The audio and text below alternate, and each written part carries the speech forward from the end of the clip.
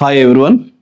So ఈరోజు good news ఏంట్రా అంటే చాలా కాలం నుంచి మోర్ దెన్ ఒక 6-7 మంత్స్ నుంచి వెయిట్ చేస్తున్న వాళ్ళందరికీ కూడా ఎస్కే రిక్రూట్మెంట్ అనేది రిలీజ్ అయింది. ఇది 100% ఒక good news for X apprentice. So నా దగ్గర సుమారుగా 8-9 నెలల నుంచి నన్నే నమ్ముకొని ప్రిపేర్ అవుతున్న వాళ్ళందరికీ కూడా ఇంకా 100% ఎక్సలెంట్ గుడ్ న్యూసే. అట్ ది సేమ్ టైం ఎవరైతే ఆల్రెడీ ఎక్స్ అప్రెంటిస్ చేస్తున్నారో, ఈ నోటిఫికేషన్ ఓన్లీ ఎక్స్ అప్రెంటిస్ వాళ్ళకి మాత్రమే. ఎక్స్ అప్రెంటిస్ చేసిన వాళ్ళందరికీ కూడా ఇప్పటి నుంచి ప్రిపేర్ అయితే కనుక 100% మనం గెయిన్ అవడానికి ఛాన్సెస్ ఉంటుంది.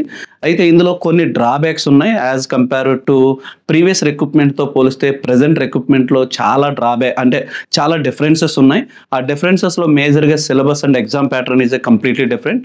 అండ్ ఒకసారి 1 by 1 నోటిఫికేషన్ డీటెయిల్స్ గురించి కొద్దాం. ఇది రాబోయేటువంటి ఆగస్ట్ 9th to 15th మధ్యలో వచ్చేటువంటి ఎంప్లాయ్మెంట్ న్యూస్ ఏదైతే ఉందో ఆ న్యూస్లో అఫీషియల్గా పబ్లిష్ అవబోతుంది. So before going to publish అయ్యే ముందు మనకు రిలీజ్ అయినటువంటి ఆ నోట్లో ఏముందో ఒకసారి చూద్దాం. సో ఫస్ట్ ఇంట్రడక్షన్ వచ్చేటప్పటికి ఓన్లీ ఎక్స్ నేవల్ అప్రెంటిస్ కోసం మాత్రమే అని క్లియర్ అండ్ క్లారిటీగా మెన్షన్ చేశాడు. సో ఎక్స్ నేవల్ ఎవరైతే ఉంటారో వాళ్ళకి మాత్రమే అని క్లియర్గా క్లారిటీగా చెప్పాడు. సెకండ్ వన్ వచ్చేటప్పటికి ప్రీవియస్గా ఒక 2 months బ్యాక్ ఒక ప్రెస్ నోట్ రిలీజ్ అయ్యింది ముంబై నుంచి. త్వరలోనే రిక్రూట్మెంట్ రిలీజ్ చేస్తారని. అప్పుడు కాంబినేషన్ ఆఫ్ ట్రేడ్స్ని ఒక గ్రూపింగ్ చేశాడు. ఏదైతే కాంబినేషన్ ఆఫ్ ట్రేడ్స్ని గ్రూపింగ్ చేశాడో ద సేమ్ సిమిలర్గా అవే కాంబినేషన్ ఆఫ్ గ్రూప్స్ని ఇప్పుడు కూడా మనకి డిస్ప్లే చేశారు. అప్పట్లో మనకు ఒక డౌట్ ఉండేది, లైక్ కార్పెంటర్ లాంటి వాళ్ళకి ఒక 4-5 ట్రేడ్లు మిక్స్ చేయడం, మెటల్ లాంటి వాళ్ళకి ఒక 7-8 ట్రేడ్లు మిక్స్ చేయడం వల్ల వాళ్ళందరికీ కలిపి ఏ టైప్ ఆఫ్ టెక్నికల్ క్వశ్చన్స్ వస్తాయని మనకు ఒక వ్యూ ఉండేది. కానీ వాటిలన్నిటికి సింపుల్గా ఒక ఫుల్ స్టాప్ పెట్టాడు. సో ఫస్ట్ వన్ వచ్చేటప్పటికి నేను మొత్తం డీటెయిల్డ్గా మనం పోస్టులు ఎక్స్ప్లెయిన్ చేయాల్సిన అవసరం లేదు, అందరికీ గ్రూప్లో ఉంటుంది అండ్ యాప్లో ఉంటుంది, ఒకసారి చూసుకోండి. సో ఫస్ట్ యాక్సిలరీ అంటే అర్థం ఏంట్రా అంటే మేజర్గా డీజిల్ మెకానిక్ వాళ్ళకి మల్టిపుల్ ఆప్షన్స్ ఉన్నాయి. అందులో ప్రస్తుతానికి ఇక్కడ ఒక 49 ఉన్నాయి, ఇక్కడ ఒక 49 ఉన్నాయి. ఆ తర్వాత వచ్చేటప్పటికి ఇక్కడ హీట్ ఇంజిన్ అని ఒకటి ఉంది. ఈ హీట్ ఇంజిన్లో 121 ఉన్నాయి. ఇందులో మనం ఏది కావాలైనా అప్లై చేసుకోవచ్చు డిపెండింగ్ అపాన్ మీ కేటగిరీలో. అలానే ఈఎన్సీ నుంచి ఎన్ని పోస్టులు, ఎస్ఎన్సీ నుంచి ఎన్ని పోస్టులు, డబ్ల్యూఎన్సీ నుంచి ఎన్ని పోస్టులు అని క్లియర్గా రాశాడు. దాన్ని బేస్ చేసుకొని మనం అప్లై చేసుకోవచ్చు. ఇప్పుడు ఫర్ ఎగ్జాంపుల్ ఇది ఉంది అని అనుకుంటే వైజాగ్ వాళ్ళు ఈఎన్సీ ఏదైతే ఉందో 53 పోస్టులు ఉన్నాయి. కాబట్టి మెజారిటీ ఎక్కువ పోస్టులు ఉన్నాయి మరియు వైజాగ్లో ఎక్కువ ఉన్నాయి కాబట్టి మనం హీట్ ఇంజిన్కి ప్రయారిటీ ఇచ్చుకోవచ్చు. The same similarly second one వచ్చేటప్పటికి సివిల్ వర్కర్స్ అని ఉంది.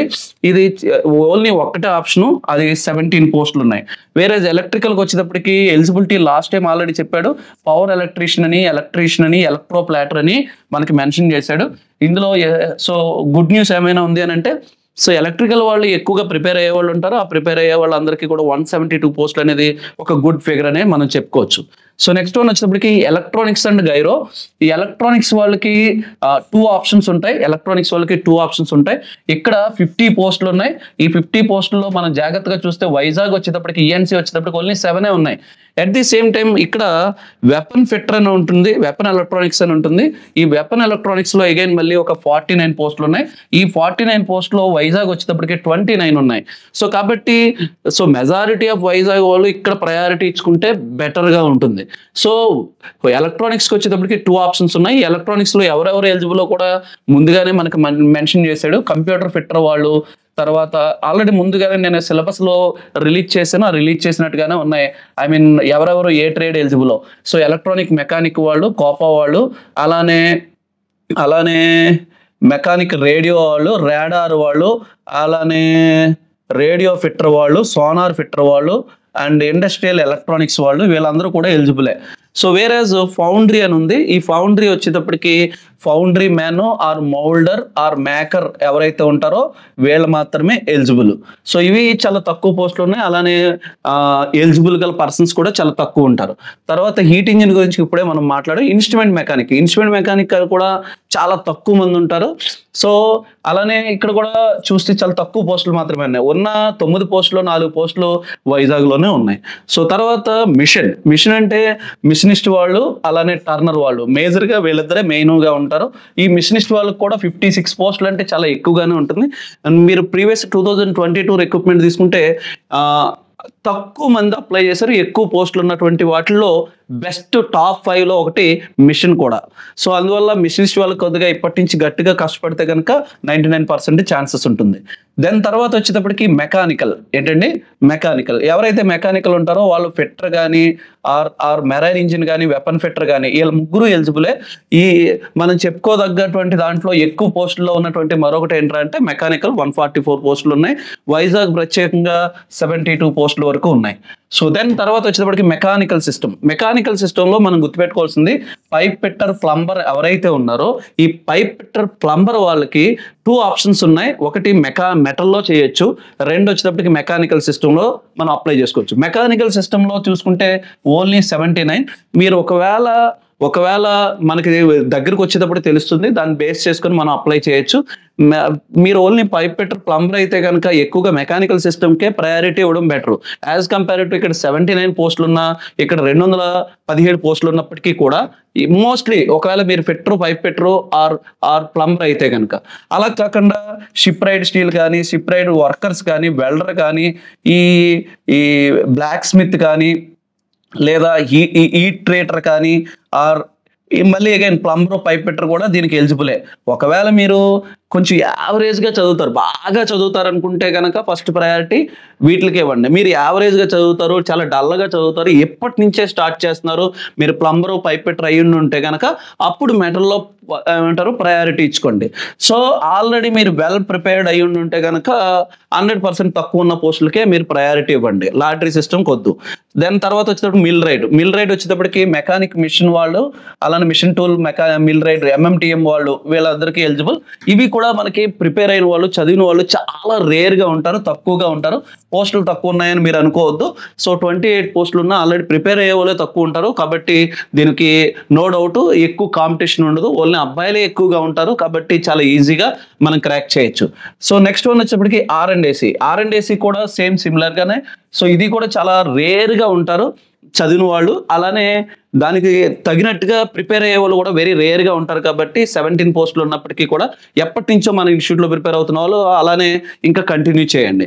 So next one ship building. ఎవరైతే షిప్ బిల్డింగ్ ఉన్నారో, షిప్ బిల్డింగ్లో ఉన్నటువంటి వాళ్ళలో మెజారిటీ ఎక్కువగా ఎవరు ఉంటారంటే కార్పెంటరు, అలానే షిప్ రైడ్ వుడ్ అనేటువంటిది ఏదైతే ఉందో ఈ షిప్ రైడ్ వుడ్ వాళ్ళు ఆల్రెడీ అప్రెంటిస్ చేసినప్పుడు షిప్ రైడ్ వుడ్ అని అంటాము, లేదు చదివేటప్పుడు వచ్చేటప్పుడు కార్పెంటర్ అంటాం. రిగ్గర్ కానీ, పెయింటర్ కానీ, ఆర్ టైలర్ కానీ వీళ్ళందరూ ఎలిజిబులే. ఇందులో పెయింటరు, టైలరు చాలా రేర్గా తక్కువగా ఉంటారు, రిగ్గర్ కూడా చాలా తక్కువగా ఉంటారు.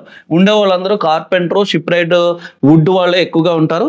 కానీ వీళ్ళకు ఉన్నటువంటి ఎక్సలెంట్ అడ్వాంటేజ్ ఏంట్రా అంటే ఉన్నవే 5 ట్రేడ్లు మిక్స్ చేస్తే అందులో 3 చాలా రేర్గా, ఫర్ ఎగ్జాంపుల్ 10 మెంబర్స్ ఉన్నారు అని అంటే ఆ 3 మెంబర్స్ కూడా ఈ 3 ట్రేడ్ నుంచి ఉంటే 7 మెంబర్స్ కార్పెంటర్, షిప్ రైడ్ వుడ్డే ఉంటుంది. కాబట్టి సో ఉండేవాళ్ళు తక్కువే, అదర్ బ్రాంచెస్ని, అదర్ ట్రేడ్స్ని యాడ్ చేసినప్పటికీ కూడా మీకు కాంపిటీషన్ తక్కువగానే ఉంటుంది.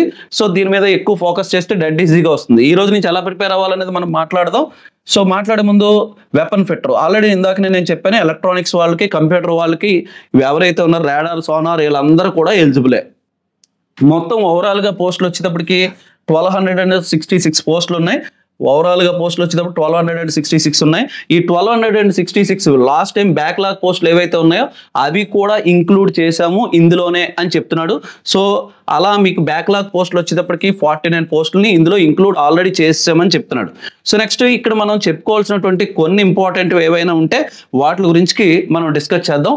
సో ఏ ట్రేడు వాళ్ళ యొక్క నేచర్ ఆఫ్ డ్యూటీ ఎలా ఉంటుందనేది క్లారిటీగా చెప్తూ ఎసెన్షియల్ క్వాలిఫికేషన్ ఏంట్రా అంటే, ఎసెన్షియల్ క్వాలిఫికేషన్ ఏం చెప్తున్నాడు అంటే 10th క్లాస్ ఖచ్చితంగా ఉండాలి. అందరికీ 10th క్లాస్ ఐటీ చేసామంటే ఉంటుంది. సో బోర్డు వచ్చేటప్పటికి ఇంగ్లీష్లో ఉన్నటువంటి బోర్డే ఉండాలి. సెకండ్ వన్ వచ్చేటప్పటికి అప్రెంటిస్షిప్ ఏదైతే ఉంటుందో అప్రెంటిస్షిప్ అన్న చేసి ఉండాలి. లేదు అని అనుకుంటే కనుక అప్రెంటిస్షిప్ ట్రేడ్ అయినా ఉండాలి, మెకానిక్ అయినా ఉండాలి. Equivalent 2 years regular service in apprenticeship అయినా ఉండాలి. పర్టికులర్లీ ఎక్కడరా అంటే ఎక్స్ నావల్ కానీ నేవీ కానీ ఎయిర్ ఫోర్స్ కానీ నేవీ కానీ ఎయిర్ ఫోర్స్లో కానీ 2 years సర్వీస్ అన్నా అయి ఉండాలి. సో వీళ్ళందరూ కూడా 100% ఎలిజిబుల్ అని చెప్తున్నాడు. వీళ్ళు మాత్రమే ఎలిజిబుల్ అని చెప్తున్నాడు. సో జాబ్ యొక్క నేచర్ ఎలా ఉంటుంది అనేది ఆల్రెడీ అప్రెంటిస్ చేసిన ప్రతి ఒక్కరికి లోపల వర్క్ ఎలా ఉంటుంది, మీరు ఏం చేయాలి అనేటువంటిది ఏదైతే ప్రొఫైల్ ఉందో ఈ ప్రొఫైల్ గురించి మనకు మెన్షన్ చేశాడు. సో దీని గురించి మనం పెద్దగా మాట్లాడుకోవాల్సినటువంటి అవసరం లేదు. అండ్ దెన్ తర్వాత వచ్చేటప్పటికి ఒక్కొక్క ట్రేడ్ ఎలా ఉంటుందో మనకి చెప్తున్నాడు. దెన్ తర్వాత వచ్చేటప్పటికి ఇంపార్టెంట్ విషయాల్లో మరొక ఇంపార్టెంట్ విషయం ఏంటంటే ఏజ్. సో ఏజ్ లిమిట్ వచ్చేటప్పటికి 18 to 25 years అని అన్నాడు. ఆల్రెడీ రిలాక్సేషన్ ఫర్ అప్రెంటిస్షిప్ చేసిన వాళ్ళకి ఎక్స్టెన్షన్ ఆఫ్ పీరియడ్, మీరు అప్రెంటిస్షిప్ ఎంత అయితే చేస్తారో ఆ టైం అంతా కూడా ఎక్స్టెన్షన్ ఉంది అన్నాడు. 1 year చేస్తే 1 year ఆ ఎక్స్టెన్షన్ అనేది ఉంది అని చెప్తున్నాడు. అలానే ఎస్సీ ఎస్టీ ఎవరైతే ఉంటారో ఆ 25+1 అయితే కనుక 25+1 5 years అని ఉంది. ఓబీసీ అయితే 3 years అని ఉంది. సో రిమైనింగ్ పీడబ్ల్యూడి ఏవైతే ఉంటాయో యాజ్ పర్ సెంట్రల్ గవర్నమెంట్ ఏవైతే ఫాలో అవుతామో అవన్నీ కూడా ఏజ్ రిలాక్సేషన్లో వీడు మెన్షన్ చేశాడు. అండ్ బిగ్గెస్ట్ ట్విస్ట్ ఏంట్రా అంటే మోడ్ ఆఫ్ సెలక్షన్ ఆల్రెడీ అందరికీ తెలుసు, రిటర్న్ ఎగ్జామ్ మాత్రమే ఉంటుంది. రిటర్న్ ఎగ్జామ్ తర్వాత అంటే అప్లికేషన్స్ ఏవైతే మనం పెడతామో అప్లికేషన్ స్క్రీనింగ్ ప్రాసెస్ జరుగుతుంది. అంటే అప్లికేషన్లో అప్రెంటిస్షిప్ ట్రైనీ యొక్క నెంబర్ సరిగ్గా ఉందా లేదా, సో రోల్ నెంబర్స్ ఏమైనా మిస్టేక్స్ ఉన్నా అప్లికేషన్ స్క్రీనింగ్ జరుగుతుంది. షార్ట్ లిస్ట్ ఆఫ్ అప్లికేషన్స్ ఆ తర్వాత వచ్చేటప్పటికి ఎగ్జామినేషన్కి పిలుస్తాడు. ఎగ్జామినేషన్లో ఇంతకుముందు ఎలా ఉండేది అని అంటే 50 marks technical 50 marks non technical ఉండేది. ఇప్పుడు అలా లేదు, 100% ఏం చేశాడు అని అంటే నాన్ టెక్నికల్కే ప్రయారిటీ ఇచ్చాడు. ఇది కేవలం నాకు తెలిసిన మట్టుకు ఐడియాలజీ ప్రకారంగా ఇప్పుడు ఫర్ ఎగ్జాంపుల్ ఆల్రెడీ చెప్పాం మెటల్ అనేటువంటి దాంట్లో 8 ట్రేడ్లు మిక్స్ చేశాడు కాబట్టి 8 ట్రేడ్లు వాళ్ళకి కూడా మిక్స్ చేసి మనం ఆ నాన్ టెక్నికల్ అనేది చదవడం చాలా కష్టం కాబట్టి వాడు ఆల్రెడీ ఐటీఐ చేసి ఉంటారు, అప్రెంటిస్లో నాలెడ్జ్ ఉంటుంది అన్న ఉద్దేశంతో మేబీ కంప్లీట్ నాన్ టెక్నికల్ ప్యాటర్న్కి ప్రయారిటీ ఇచ్చాడు. సో ఇలా మీరు తీసుకుంటే రీజనింగ్ వచ్చేటప్పటికి జనరల్ ఇంటెలిజెన్స్ అండ్ రీజనింగ్ వచ్చేటప్పటికి 30 marks అని, జనరల్ అవేర్నెస్ అంటే జీకేకి సంబంధించినటువంటి జనరల్ అవేర్నెస్ బట్ అన్నిటి మీద జస్ట్ అవగాహన ఉంటే చాలు. అంటే హిస్టరీ దగ్గర నుంచి కరెంట్ అఫైర్స్ వరకు కూడా ప్రతి దాని మీద అవగాహన ఉండాలి, కానీ డీప్గా అవసరం ఏమీ లేదు. So general intelligence and reasoning అంటే వెర్బల్ అండ్ నాన్ వెర్బల్ 2 రీజనింగ్లు ఉంటాయని క్లారిటీగా చెప్పాడు. అంతకు ముందు తీసుకుంటే ఎక్కువ వెర్బల్ రీజనింగే ఉండేది, తక్కువ మార్కులు 10 marks ఉండడం వల్ల. వేరేజ్ చూడండి క్వాంటిటేటివ్ యాప్టిట్యూడ్ ఖచ్చితంగా ఒక ఇంటర్ లెవెల్ ఏదైతే అర్థమెటిక్ ఉంటుందో ఆ లెవెల్ అర్థమెటిక్ ఉంటుంది. ఇంగ్లీష్ 20 marks కూడా ఉంటాయని చెప్పాడు. 2 hours డ్యూరేషన్. నార్మల్గా అంతకుముందు మనం 100 marks రాస్తే 90 minutes టైం ఇచ్చేవాడు. ఈసారి అర్థమెటిక్ రీజనింగ్కి బేస్ చేసుకుని ఎక్కువ టైం ఇస్తున్నాడు. అంటే మేబీ కొంచెం కష్టంగా ఉండొచ్చు అర్థమెటిక్ రీజనింగ్. సో మనం ఆ లెవెల్లో ప్రిపేర్ అవ్వాలి. సో తర్వాత సిలబస్ ఎలా ఉంటుంది అనేది మీకు in depth of point of view mobile యాప్లోను అలానే ప్రతి దాంట్లోనూ మీకు ఇవన్నీ కూడా మీకు పాయింట్అవుట్ చేసి పెడతాము. ఆల్రెడీ రెగ్యులర్గా మన ఇన్సెట్కి వాటికి ఏవైతే ఎక్కువగా ప్రయారిటీ ఇస్తున్నామో అవే సిలబస్ మనకి టాపిక్స్ అన్నీ కూడా మెన్షన్ చేస్తూ రాశాడు. ఇక్కడ మనం మాట్లాడుకోవాల్సినటువంటి ఇంకా ఏమైనా ఉన్నాయనంటే డేట్ ఆఫ్ ఎగ్జామినేషన్ ఏమని చెప్తున్నాడు. సో ముంబైలో ఉంటుంది ఎగ్జామినేషన్, ఖచ్చితంగా ఎక్కడ ఓన్లీ ముంబైలో మాత్రమే ఉంటుంది అని క్లారిటీగా చెప్పాడు లొకేషన్ విషయానికి వచ్చేటప్పటికి. సో మీరు ఏమన్నా ఒక స్క్రైబ్ని గట్టా అరేంజ్ చేసుకోవాలి అని అనుకుంటే కనుక పీడబ్ల్యూ వాళ్ళు ఆ స్క్రైబ్ని ముందుగానే మనకి దానికి సంబంధించినటువంటి డీటెయిల్స్ కూడా మనకి అందులో మెన్షన్ చేయాలని చెప్తున్నాడు. దెన్ తర్వాత వచ్చేటప్పటికి ఎగ్జామ్ 99% ఎప్పుడు ఉంటుంది అని అంటే క్లోజింగ్ డేట్ నుంచి 45 days తర్వాత ఎప్పుడైనా ఉండొచ్చు. ఇందులో మెన్షన్ చేయకపోయినప్పటికీ కూడా 99% as early as possible 45 days or 60 daysలోనే కంప్లీట్ చేసేస్తాడు. ఇది పక్కాగా జరిగేటువంటిదే. ఇది ఎప్పటి నుంచో డ్రాగ్ అవుతూ ఉంది కాబట్టి as early as possible exam అనేది తొందరగానే ఉంటుంది. దెన్ తర్వాత వచ్చేటప్పటికి సో అప్లికేషన్ ప్రాసెస్ ఎప్పుడు ఉంటుంది అని అంటే మనకి ఎప్పుడైతే పబ్లిష్ అయిందో ఎంప్లాయ్మెంట్ న్యూస్లో, అంటే రేపు 9th పబ్లిష్ అవుతుంది, పబ్లిష్ అయిన 5th day నుంచి స్టార్ట్ అవుద్ది అప్లికేషన్ ప్రాసెస్. అండ్ తర్వాత వచ్చేటప్పటికి వాడు చెప్తున్నటువంటి ప్రాసెస్లో ఎప్పుడు ఎండ్ అవుద్ది అని అంటే ఎప్పుడైతే పబ్లిష్ అయింది ఎప్పుడైతే ఓపెన్ అయిందో ఓపెన్ అయిన తర్వాత నుంచి 21 daysలో క్లోజ్ అవుద్ది అని చెప్తున్నాడు. నాకు తెలిసిన ఇన్ఫర్మేషన్ ప్రకారంగా క్లోజ్ అయిన 45 డేస్లోనే ఎగ్జామ్ కండక్ట్ చేయడానికి ఛాన్సెస్ ఉంది. కాబట్టి మనం తరువుగా ప్రిపేర్ అవ్వాల్సి వస్తుంది. చాలా చాలా అంటే ప్రాపర్గా ఏం ప్రిపేర్ అవుతున్నామో అవే ఎగ్జాక్ట్లీ గన్ షాట్గా తగిలేలాంటి ఏరియాలు మనం జాగ్రత్తగా ప్రిపేర్ అవ్వాలి ఉన్న 60 to 75 డేస్లోనే. సో దెన్ తర్వాత వచ్చేటప్పటికి అప్లికేషన్ ఫామ్ వచ్చేటప్పటికి ఆన్లైన్లోనే ఆన్లైన్లో ఫిల్ చేయాలనేటువంటి ఇన్ఫర్మేషన్ కూడా పాస్ చేశాడు. మనం వెళ్ళే కొద్ది అప్లికేషన్ ఫిల్ చేసేటప్పుడు ఏవేవి వస్తున్నాయో డౌట్స్ అన్నిటిని కలిపి ఒక వీడియో కూడా మనకి త్వరలోనే చేద్దాం. సో ఎగ్జామినేషన్ సెంటర్ చాయిస్ని అలాంటి చాయిస్ అంటూ ఏమీ ఉండవు అని క్లారిటీగా చెప్పాడు. సో మేజర్గా ఈ నోటిఫికేషన్లో మనకి ప్రస్తుతానికి తెలుసుకోవాల్సినటువంటి బేసిక్స్ ఏంటంటే నెంబర్ ఆఫ్ పోస్టులు ఏంటి, ఎగ్జామ్ సెంటర్ ఎక్కడ, ఎప్పుడు ఓపెన్ అవుతుంది, ఎప్పుడు క్లోజ్ అవుతుంది, అలానే మనం ప్రిపేర్ అవ్వాల్సినటువంటి సిలబస్ ఏంటి, ఇవి ఈ నోటిఫికేషన్ యొక్క హైలైట్స్. సో ఎక్స్ నేవల్ అప్రెంటిస్కి మాత్రమే ఎలిజిబుల్. ఇప్పటికే మనం ఆల్రెడీ బయటకు వచ్చేసిన వాళ్ళకి మాత్రమే ఎలిజిబిలిటీ ఇస్తాడు. సో ఇది ఈ నోటిఫికేషన్ యొక్క జస్ట్ ఓవర్వ్యూ. త్వరలోనే ఈ నోటిఫికేషన్ మీద ఫర్దర్గా ఇంకా ఎవరైనా ఏమైనా డౌట్స్ రైట్ చేస్తే కనుక డౌట్స్ని క్లారిఫై చేస్తూ మరొక వీడియో ప్రిపరేషన్ని ఎలా ప్రిపేర్ అవ్వాలి, ఎలా ప్రాక్టీస్ చేయాలనేటువంటి వాటికి కూడా సో త్వరలోనే మీకు వీడియోలు రిలీజ్ చేస్తూ ఉన్నాం. సో ఇది నోటిఫికేషన్లో ఉన్నటువంటి main important terms and conditions. అయితే నా ఒపీనియన్ ప్రకారంగా ఇప్పటికే జరుగుతున్నటువంటి పైనుంచి జరుగుతున్నది స్టూడెంట్స్ నుంచి వచ్చినటువంటి ఫీడ్బ్యాక్లను బేస్ చేసుకుని నా ఒపీనియన్, ఎగ్జాంపుల్కి ట్రేడ్ థియరీ నుంచి అసలు క్వశ్చన్సే లేవు అని అనుకోండి. సో క్వశ్చన్సే లేని వాడు ఖచ్చితంగా ఎగ్జాంపుల్కి ఎలక్ట్రికల్ వాళ్ళు ఉన్నారు అని అనుకోండి, వాళ్ళు జాబ్ ఎక్కడ చేయాలి అని అంటే ఖచ్చితంగా డీసీ మోటార్స్ దగ్గరనో లేదా అండర్ గ్రౌండ్ కేబుల్స్ దగ్గరనో, లేదు అని అనుకుంటే కనుక ఫర్ ఎగ్జాంపుల్ పవర్ బ్యాటరీస్ దగ్గరనో, ఇలా పర్టికులర్లీ మిషనరీ ఎలిమెంట్స్ దగ్గరనో, ఇలా ఖచ్చితంగా ఇక్కడ డైనమోస్ అనో, ఆర్మేచర్ దగ్గరనో, రోటార్ల దగ్గరనో, స్టాటార్ల దగ్గరనో ఇలాంటి ఏరియాలో వర్క్ చేయాలి అని అంటే మినిమం టెక్నికల్ నాలెడ్జ్ అనేది ఎంతో కొంత గ్రిప్ ఉండాలి. అలా మీరు ప్రతి ట్రేడు తీసుకుంటే ఆ ట్రేడ్లు, సో ఫర్ ఎగ్జాంపుల్ చూడండి గైరో అనో, రాడార్ అనో, లైక్ ఫర్ ఎగ్జాంపుల్ రాడార్ అనో, గైరోస్కోపీ అనో, లేదా ఈ రిపేర్లకు సంబంధించినవి, ఇలా మనం షిప్పు సోనార్కి సంబంధించినవి, ఇలా ఈ సిలబస్ ఏదైతే ఈ లొకేషన్స్ ఉన్నాయో ఈ లొకేషన్స్ మీద మనం వర్క్ చేయాలి అని అంటే ట్రేడ్ థియరీ మీద ఎంతో కొంత మినిమం నాలెడ్జ్ ఉండాలి. ఆల్రెడీ ఐటీకి వెళ్ళినప్పుడు నేర్చుకుంటాం, అట్ ది సేమ్ టైం ఐటీలో కూడా నేర్చుకుంటూ ఉంటారు. కానీ ఇప్పుడు ఆ నాలెడ్జ్లో ఎంతో కొంత ఉందా అని టెస్ట్ చేయడం అనేది ఇంపార్టెంట్. అలా ప్రీవియస్ కేసెస్లో దాన్ని బేస్ చేసుకొని 50% టెక్నికల్ 50% నాన్ టెక్నికల్ ఇచ్చేవారు. సో ఈసారి దేన్ని బేస్ చేసుకొని ఇచ్చారనేది మనకు తెలియకపోవచ్చు, కానీ ప్రీవియస్ హిస్టరీని బేస్ చేసుకొని నాకు అనిపిస్తున్న దాని ప్రకారంగా స్టూడెంట్స్ ఖచ్చితంగా యాక్సెప్ట్ చేయలేకపోవచ్చు. ఎందుకని అని అంటే ఏ బేసిక్స్ అంటే ఎప్పుడు కూడా ఐటీఐ చదివి లోయర్ క్లాస్ వాడు మినిమం టెక్నికల్ మీద కొంతైనా గ్రిప్ ఉంటుంది. అలాంటి గ్రిప్ ఉన్న వాళ్ళు ఆల్టర్నేటివ్గా ఐటీఐ చేసాడు అంటే ఒక డిగ్రీ చేసి, ఒక బీటెక్ చేసి, ఒక డిప్లొమా చేసి ఆల్టర్నేటివ్గా ఐటీఐ చేసి అప్రెంటిస్ చేసిన వాడికి చాలా డిఫరెన్స్ ఉంటుంది. వాడి దగ్గర ఐటీఐ నాలెడ్జ్ ఉన్నా లేకపోయినా నాన్ టెక్నికల్ నాలెడ్జ్ హెవీగా ఉంటుంది, వేరే వీడి దగ్గర ఓన్లీ టెక్నికల్ నాలెడ్జే ఉంటుంది.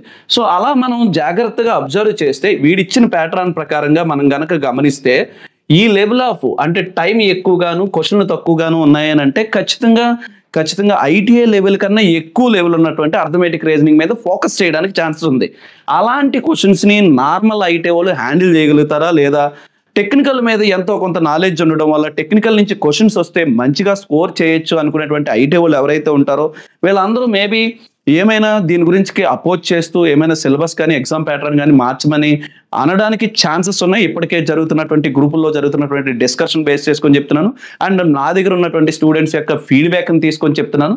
సో కాబట్టి మేబీ ఛాన్సెస్ ఉన్నాయి. అది బిఫోర్ అప్లికేషన్ క్లోజింగ్ లోపా లేదంటే ఆల్ టికెట్లు ఇష్యూ చేయడానికి ఒక 15 రోజుల ముందా అనేది మనకి ఛాన్సెస్ ఉన్నాయి. అంటే ఇది నేను ఎలా చెప్తున్నాను అని అంటే ప్రీవియస్ 2022 రిక్రూట్మెంట్లో జస్ట్ రిలీజ్ అయ్యి వాళ్ళకి సర్టిఫికేట్ అప్లోడ్ చేయక ఆల్ టికెట్లు రాలేదు. వాళ్ళందరూ కోర్టుకు వెళ్తే ఏమైంది అని అంటే కరెక్ట్గా 1 week before or 4 days 5 days back మాత్రమే ఆల్ టికెట్లు ఇష్యూ అయ్యాయి. అంటే ఎక్స్ నేవీ వాళ్ళు ఏదైనా అనుకుంటే అది జరుగుద్ది, అలానే వాళ్ళకు ఏదైనా మిస్ అవుతున్నాం అని అనుకుంటే దాన్ని గట్టిగా పట్టుకుంటే అయిపోతుంది అనేది నాకు ప్రీవియస్ కేసులో ఆల్రెడీ చూసాం. ఏజ్ రిలాక్సేషన్ విషయంలో 1 year ఎక్స్టెన్షన్ కానీ ఇలాంటివన్నీ ప్రీవియస్ కేసెస్లో మనం చూసాం.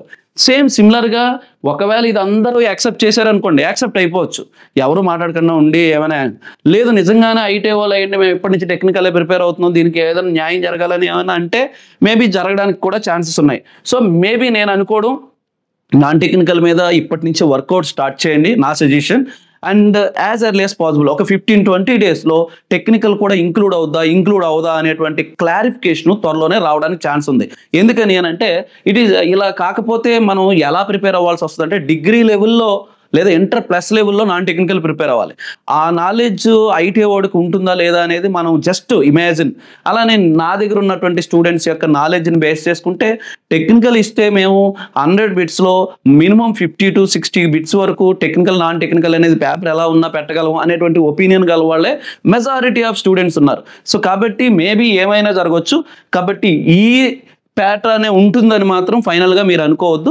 ఒక 15-20 డేస్ వెయిట్ చేయండి, మేబీ చేంజ్ అవడానికి కూడా ఛాన్సెస్ ఉన్నాయి. లేదా ఆ డెసిషన్ వాళ్ళు చేంజ్ చేయకుండా అలానే ఉండిపోవడానికి కూడా ఛాన్సెస్ ఉన్నాయి. సో కాబట్టి నా ఒపీనియన్ ఫైనల్గా అలానే ప్రిపేర్ అయిపోయి ఉండొద్దు. నాన్ టెక్నికల్ స్టార్ట్ చేయండి. ఒకవేళ ఏమైనా 15-20 డేస్లో మారితే మారినట్టు. ఓకే, థ్యాంక్ యూ అనండి.